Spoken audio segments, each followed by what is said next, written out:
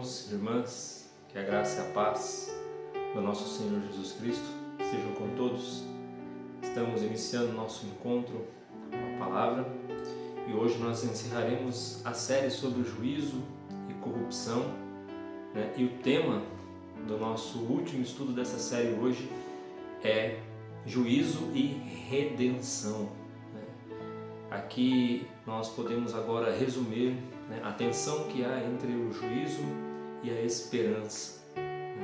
Juízo e redenção nos falam, a respeito de como Deus age, de como Deus trabalha na vida do ser humano, na vida das pessoas, do seu povo, de Gênesis a Apocalipse.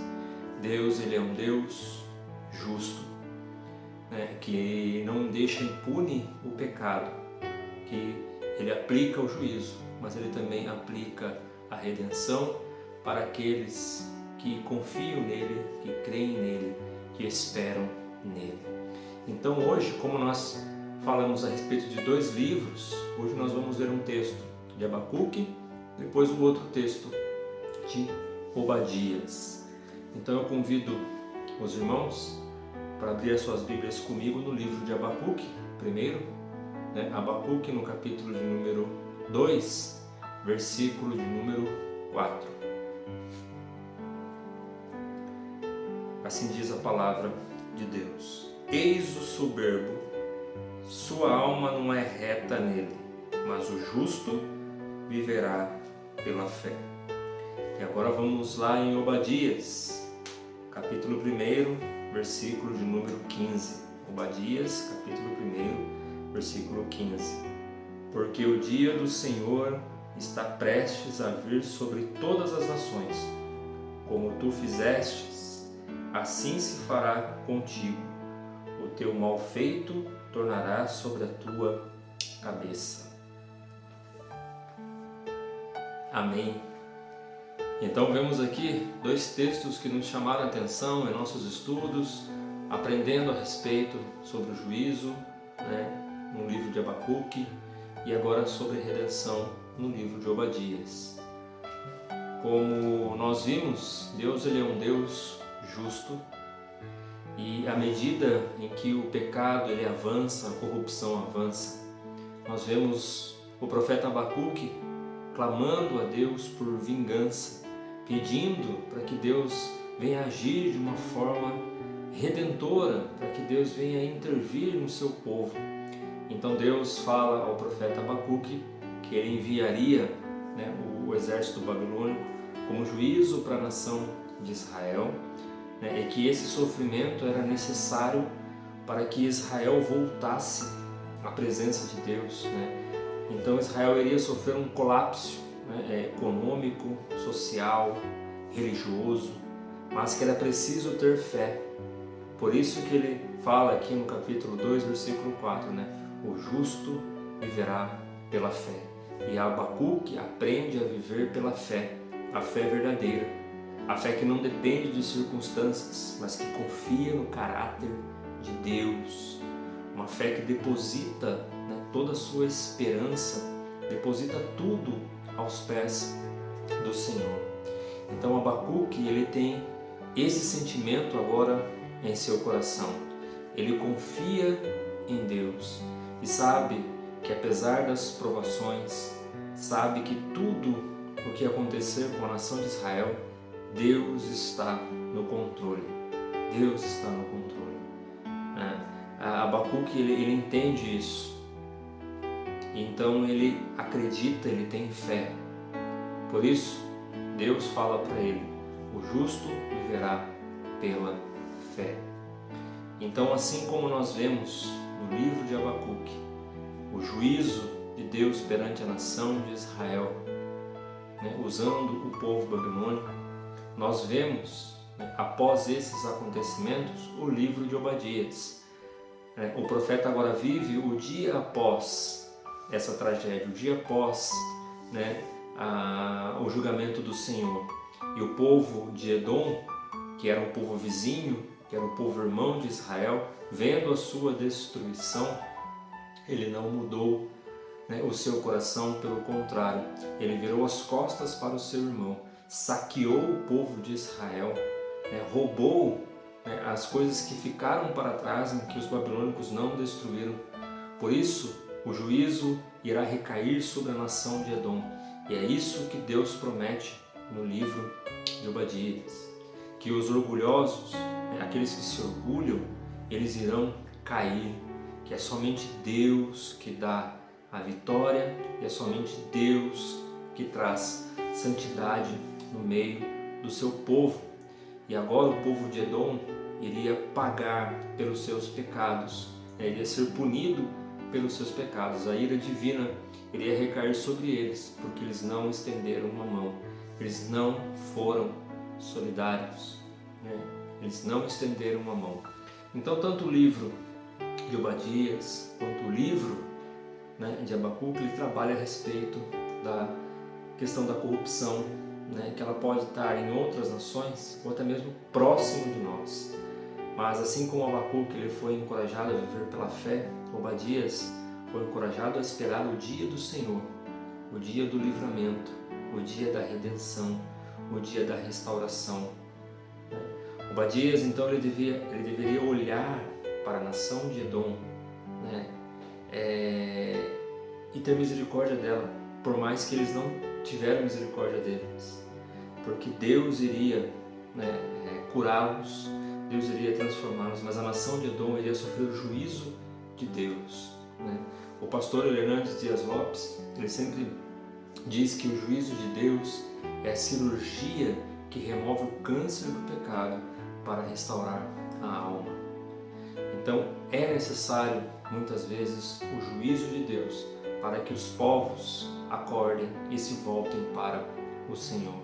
Deus é um Deus misericordioso, mas Ele também é um Deus justo, né, e que não deixa impune o pecado.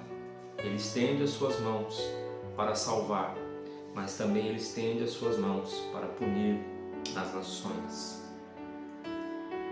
Que nós, queridos irmãos, possamos reconhecer que Deus é um Deus justo, que é um Deus que não julga conforme o tribunal humano, que é um Deus que está além da nossa capacidade intelectual de julgar quem merece e quem não merece receber o juízo de Deus. Ainda que Deus venha julgar o homem, ainda que Deus venha julgar as nações, o juízo de Deus não será a sua última palavra.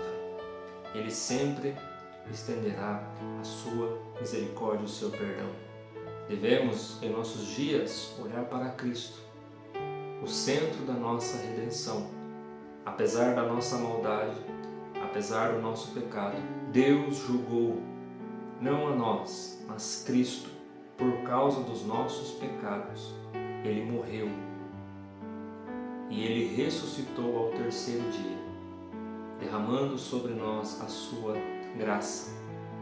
E hoje nós temos a paz com Deus por meio da obra redentora de Cristo.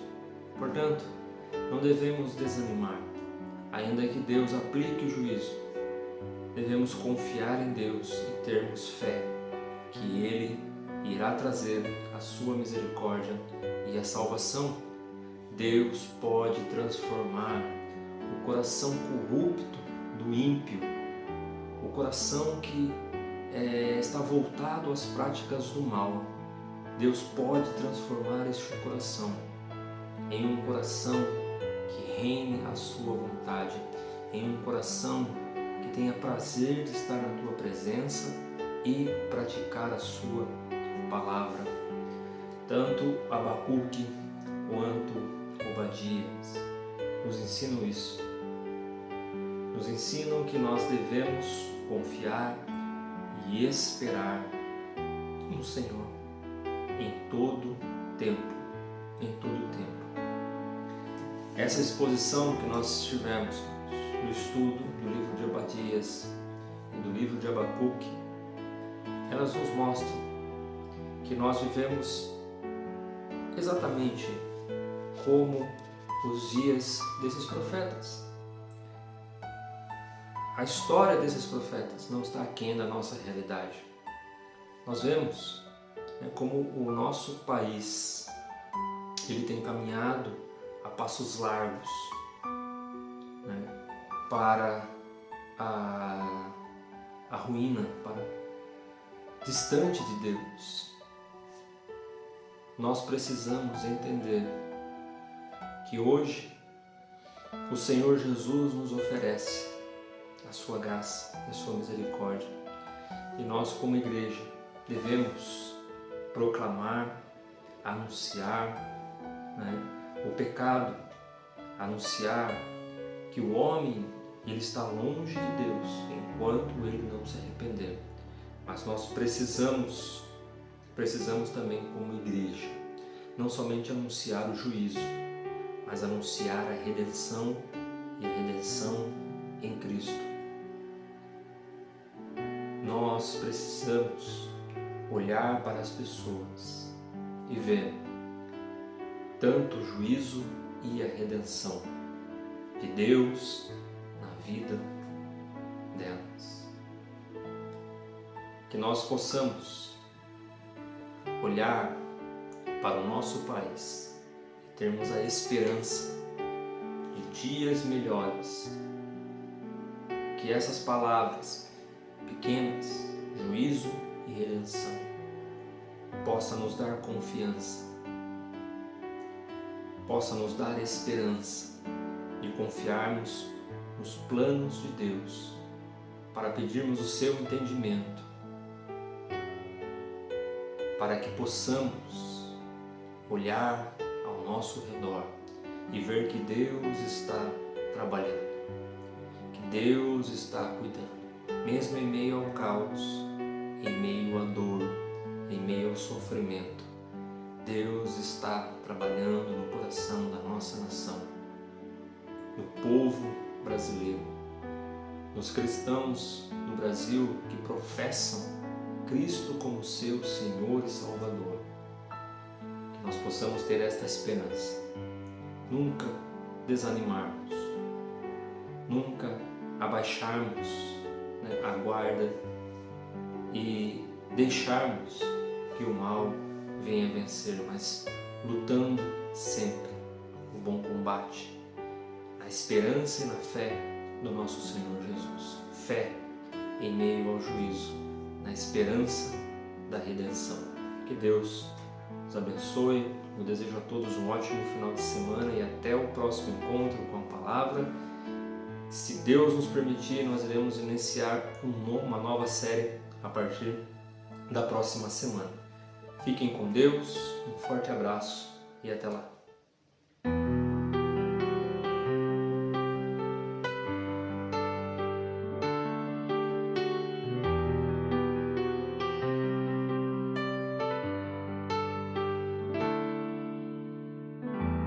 Vivo estou, pois um dia ele morreu por mim.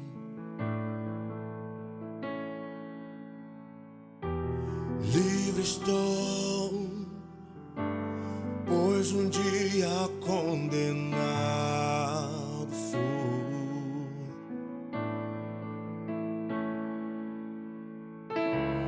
Ele mesmo se entregou, decidiu morrer, foi por mim. Toda iniquidade ele levou, minha dívida pagou, me amou, redenção. Tudo foi por mim, derramou seu sangue, não está ali, ele